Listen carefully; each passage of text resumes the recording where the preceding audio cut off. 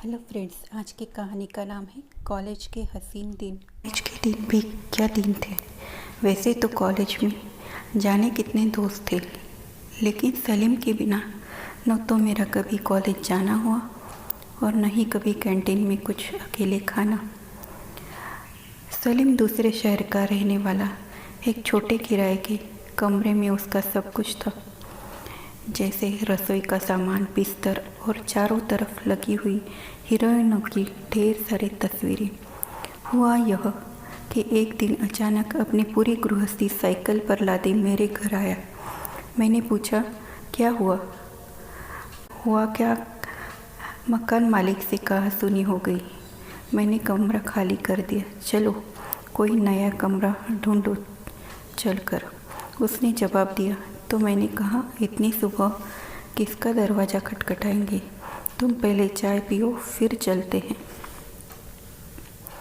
सुबह 10 बजे मैं और सलीम नया कमरा ढूंढने निकले। ज़्यादा दूर नहीं जाना पड़ा। पड़ोसी इरफान चाचा का कमरा खाली था।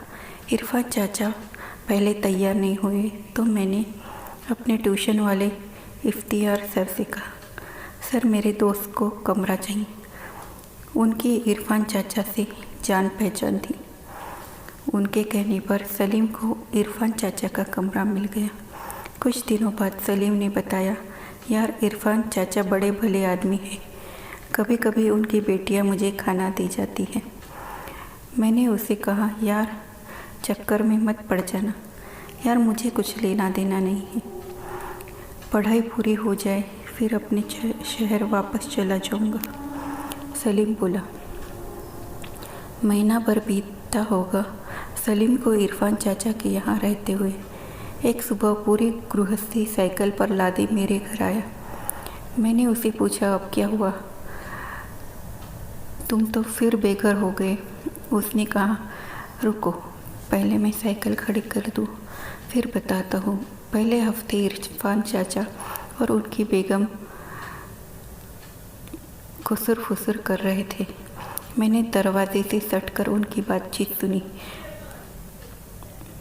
कह रहे थे, लड़का तो अच्छा है, अपनी जैनब के लिए सही होगा, इसे घर में ही खाना खिला दिया करो, जल्द ही निकाह कर देंगे। मैंने उससे कहा, यार इसमें कमरा छोड़ने की कौन सी बात है तुम्हारी? बिना मर्जी की कोई भला शादी कैसे कर देगा? सलीम ने कागज़ का एक टुकड़ा निकाला और निकाल कर पढ़ा, जो कि उर्दू में लिखा था। आप तो बड़े ज़हीन हैं, मुझे पता है नहीं चला कि कब आपको दिल दे बैठे। अब्बू यह कह रहे थे, लड़का बहुत भला है, ख्याल रखा करो। कल आपका इंतज़ार करती रही और आप है कि आपके दोस्तों से फुर्सत नहीं। वैसे तो आपके बड़े बालों वाला दोस्त है, वह तो इसी मोहल्ले में रहता है। अब्बू कह रहे थे अपनी शादी में भी उसे बुलाना। आज आपके लिए मेवे की खीर बनाऊंगी, मुझे पता है आपको बहुत पसंद है। तुम्हारी जैनब। खत पढ़ने के बाद सलीम ने कहा, तुम्हें पता है यह खत किसने लिखा है? जैनब ने लिखा होगा। मैंने कहा, नहीं यह जैनब ने नहीं लिखा, मुझे पता है कि जैनब को उर्दू लिखनी नहीं आती। मैंने ही वह पता कर लिया था कि यह किसने लिखा है। अगर तुम्हें पता है तो बताओ किसने लिखा है? मैंने अचरज में पूछा। सलीम ने कहा, इसे जैनब के अब्बू ने खुद लिखा है।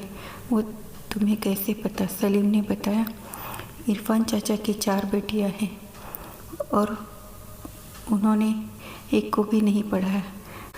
मैं उन्हें अब हिंदी वर्णमाला सिखा रहा हूँ। उर्दू सिर्फ उनकी बेटियों को रटी हुई है थोड़ी बहुत, लेकिन वो लिख नहीं पाती। मैंने कहा, तो अब क्या करें? सलीम बोला, कुछ नहीं, पुराने मकान मालिक के पास जा रहा हूँ, माफ़ी मांग लूँगा और वहीं रहूँगा। पहला साल था हमारे ग्रेजुएशन का। रजत शहर का ही रहने वाला था। एक दिन जैसे ही इकोनॉमिक्स का क्लास में घुसा तो मेरे होश उड़ गए। ब्लैक बोर्ड पर लिखा था, आई लव यू अंजुला। नीचे मेरा नाम लिखा था, तुम्हारा राहुल। और अंजुला के नाम की ओर जो लड़की क्लासमेट थी उसकी मेज पर गुलाब का फूल रखा था और साथ में ही एक लेटर लिखा हुआ था।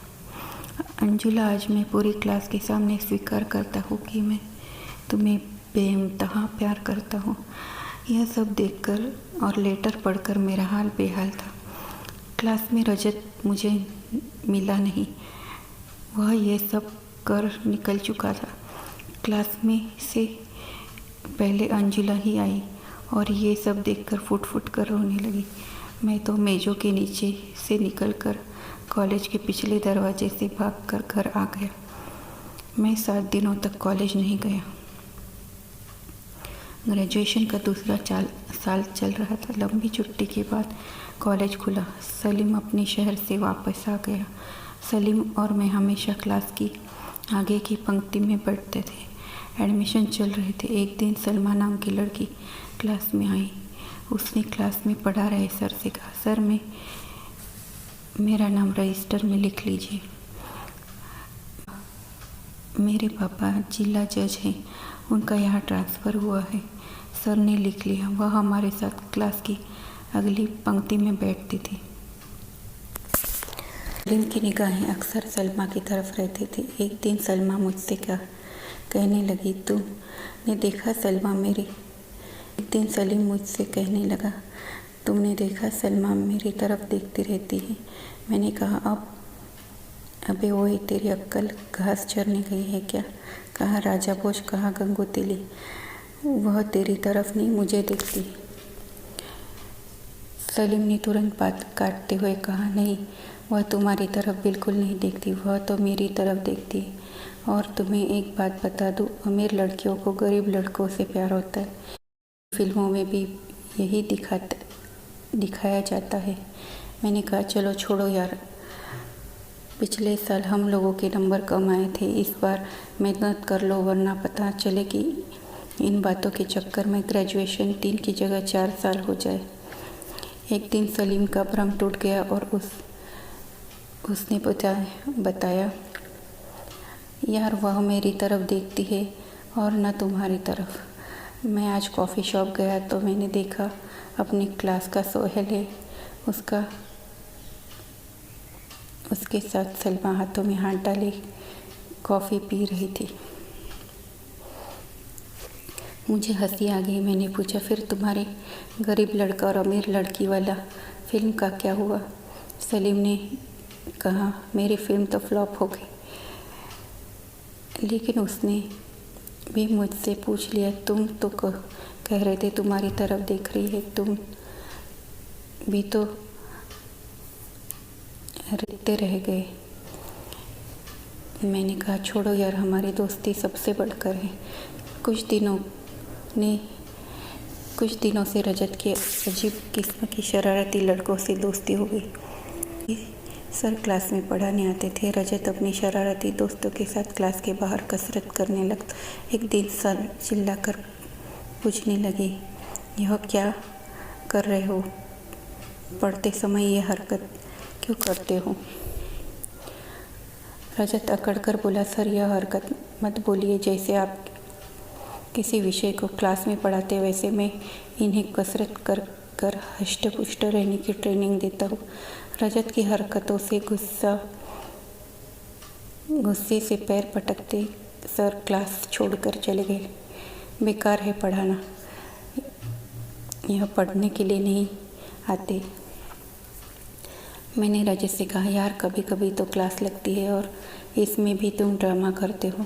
रजत बोला, तुम्हें ज़्यादा पढ़ाई सूझ रही है तो घर पर पढ़ाई करो, हमें तो पहले हष्ट पुष्ट रहना है फिर पढ़ाई। एक दिन तो हद हो गई। सर इकोनॉमिक्स पढ़ा रहे थे और रजत और उनके दोस्त शेख की वेशभूषा क्लास में घुस गए और बोले, ए मिस्टर, हमें तुमसे बात करनी है। हमारे अरब में 100 तेल के कुएं हैं और हम आपको बिजनेस पार्टनर बनाना चाहते। सर आग बबूला हो गए। उन्होंने प्रिंसिपल से तुरंत शिकायत की। प्रिंसिपल ने पुलिस बुला ली। सभी शेख पिछला दरवाज़ा फांद कर 9-2-11 हो गई।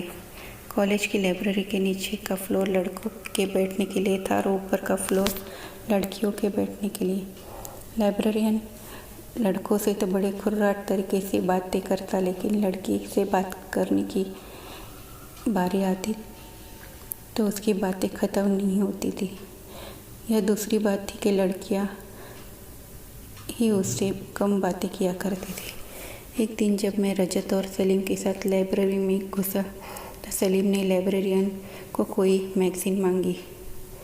उसने मैगज़ीन देने के लिए ना कह दी और वही मैगज़ीन जब लड़की ने मांगी तो दे दी। सलीम को बड़ा गुस्सा आया। उसने लाइब्रेरियन से गुस्से में कहा, यह बताओ हमारे अंदर क्या कांटे लगे हैं? तुम सिर्फ लड़कियों को किताबें देते हो। सिंह और उसकी बहन भी हमारे बैचमेट थे। दोस्ती तो नहीं थी, हाँ कभी कभी बातचीत हो जाती थी। एक दिन मैं और सलीम और रजत लाइब्रेरी में बैठे पढ़ रहे थे। अचानक ताबड़तोड़ गोलियों की आवाज़ आने लगी। बाद में पता चला कि मोनू सिंह की बहन को किसी ने छेड़ा था, तो गांव से उसके घर से लोगों ने गोलियां चलाई थी। खैर मोनू सिंह और उसकी बहन सेकंड ईयर में घर वापस चले गए। पता नहीं चले कि कॉलेज के 2 साल कैसे फुर से उड़ गए। तीसरे साल सलीम ने मुझे बताया, यार मुझे एक लड़की से प्यार हो गया है। मैंने कहा, तुम्हारी एक मोहब्बत पहले ही फ्लॉप हो चुकी है, चुपचाप पढ़ाई करो जैसे बढ़िया रहे। लेकिन सलीम के ऊपर जैसे मोहब्बत का भूत सवार था। मैंने पूछा, बताओ कौन है वह लड़की?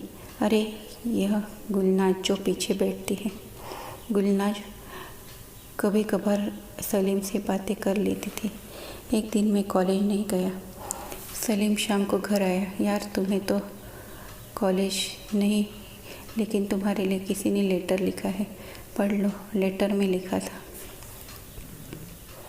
डियर राहुल, मुझे पता है गर्ल्स कॉमन रूल के सामने खड़े होकर तुम सिर्फ मुझे देखते हो। बड़ी अच्छी बात है, तुम मुझे बहुत अच्छे लगते हो, लेकिन मैं क्या करूं, मुझे शर्म लगती है तुमसे बात करने में, इसलिए आज तक मैंने कोई बात नहीं की। वैसे तो मिलना या बातें करने से ऊंचा हमारा प्यार है। कल तुम लाइब्रेरी के पास जो बेंच है उसके पास अपने हिस्ट्री के नोट्स रख देना, मैं उठा लूँगी। ढेर सारा प्यार, तुम्हारी ममता। लेटर में ढेर सारी गुलाब की पंखुड़ियाँ रखी थी। लेटर पढ़ने के बाद सलीम बोला, बधाई हो, कॉलेज जाते कई दिन हो गए। ममता ने कभी उड़ती नज़र मेरी तरफ नहीं देखा। मैंने सलीम से पूछा, यार लेटर लिखने के बाद उसने एक बार भी मेरी तरफ नहीं देखा। सलीम ने बड़ी गंभीरता से कहा, तुमने पढ़ा नहीं लेटर? उसने खुद लिखा है।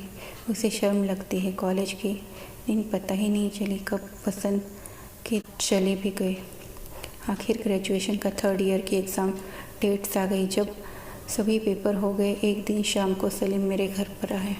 उसने कहा, आज तुम्हें एक राज की बात बतानी है, बताओ। सलीम ने लंबी सांस भरते हुए कहा, ममता वाला लेटर मैंने खुद लिखा था। मैंने अचरज में पूछा, क्यों? तो उसने कहा, मुझे डर था कि सलमा की तरह तुम्हारी एक तरफा मोहब्बत की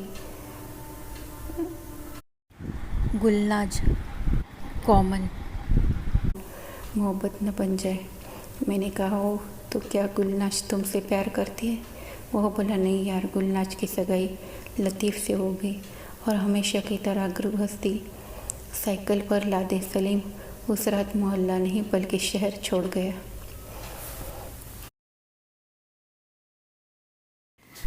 ये मज़ेदार कहानी आपको कैसी लगी, ये कमेंट सेक्शन में ज़रूर बताइए और बताइए किस तरह की कहानी सुनना चाहते हैं। Thanks for watching. धन्यवाद।